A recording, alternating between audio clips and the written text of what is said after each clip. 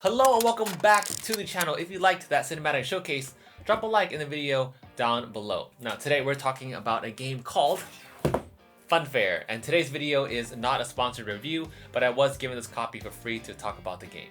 So what is Funfair about? Well, Funfair is actually a card game. It's a card drafter and arguably an engine builder where your goal is to build your very own theme park. Now every turn you have access to 3 actions where you'll be able to build an attraction like a theater or a roller coaster, aka thrill ride, and in turn you can upgrade those attractions by hiring staff members, by putting in some nice amenities, and even including a theme for those attractions. Sometimes your guests will have some loose change in their pockets and they'll drop some income for you to gain on your turn.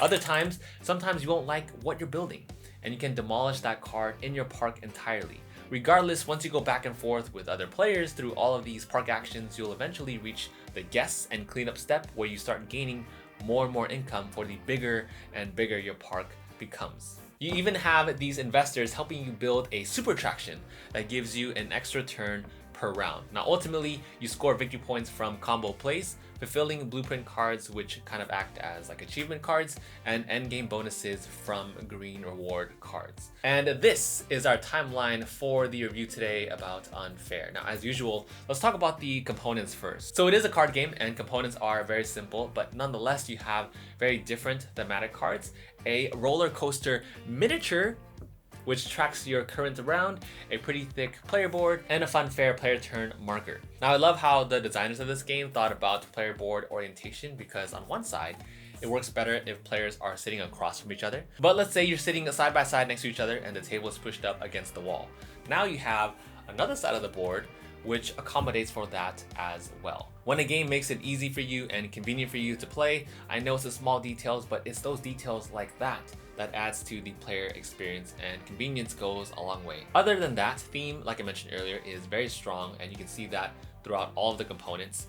From all the different colors of individual card sets to the very vibrant and uplifting artwork on the main board, it makes you want to go to an amusement park. Remember those places we went to with like giant roller coasters? We used to go to those things back in my day, you know, good old 2019. But anywho, the one gripe I have about the components actually has to do with the player marker. So the first player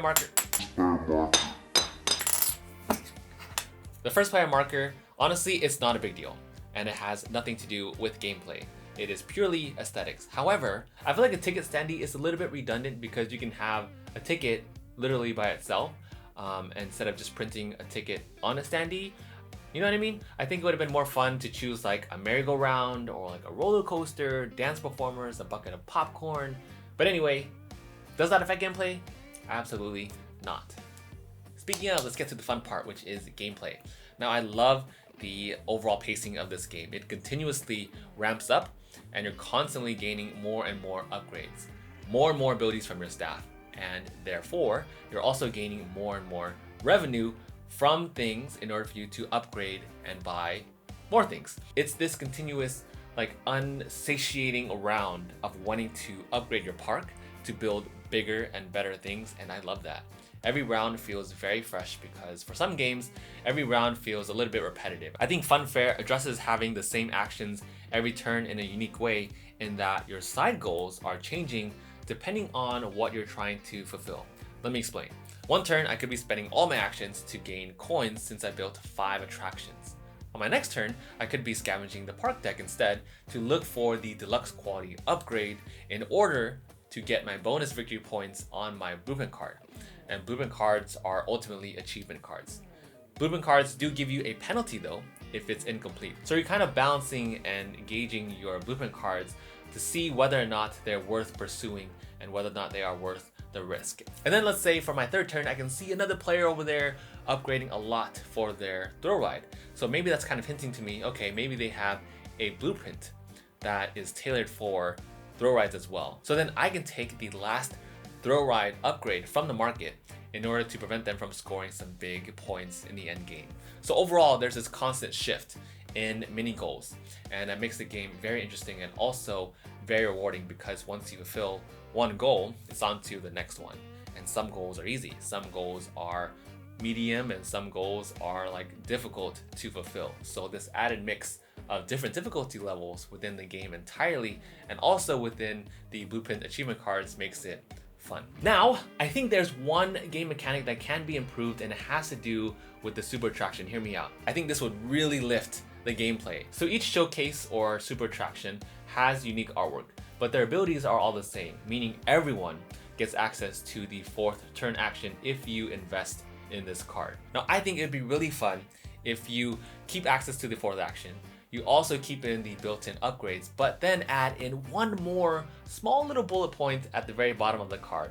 Add in a small thematic ability that is specific to that card. So for instance, the Tech Defender Ultra Super Attraction card. If you built this, then for every robot theme and performer you hire, you get 2 times the amount of coins for each robot that you have. Let's say for the Pirate Showcase, you can steal 1 coin from another player for each pirate theme and staff that you have in your park. Let's say for the third one, the Wicked Queen's Tower. At the start of each event phase, each player must give you 1 coin. And for the last one, since it's a whole like jungle theme and I feel like adventures are so unpredictable, let's say, hypothetically, at the end of the game, roll a die for each jungle performer and theme that you have. And you gain victory points for each of those die rolls. And maybe it's like a 1 to 3 die instead of 6. So 6 I feel like would be a little bit too strong. So something along those lines of those 4 example abilities that I just talked about. I think having fully unique player powers would really add to the game, and also it's not too late. It's a quick reprint. Okay, it's not really a quick thing, I understand that, but I think that can be solved with the reprint of a set of 4 cards, and that can have a massive, massive impact on gameplay. So in summary, Funfair is a quick, lighthearted, easy to pick up game that really checks the box for new players because essentially you just spend coins to buy cards. But for more seasoned players, there are a ton of combos that you can make. There's also resource management that you can work with and deck building involved in order to prevent it from being too simple. And I'd really love to see those unique player powers implemented in the game, maybe in the future or somewhere down the line. It's a great gateway game that I think would appeal to a big audience, especially with the whole amusement park theme overall. And that is my cinematic review and general thoughts about Funfair. Now, I haven't played any of the Unfair games, so this series is totally brand new to me.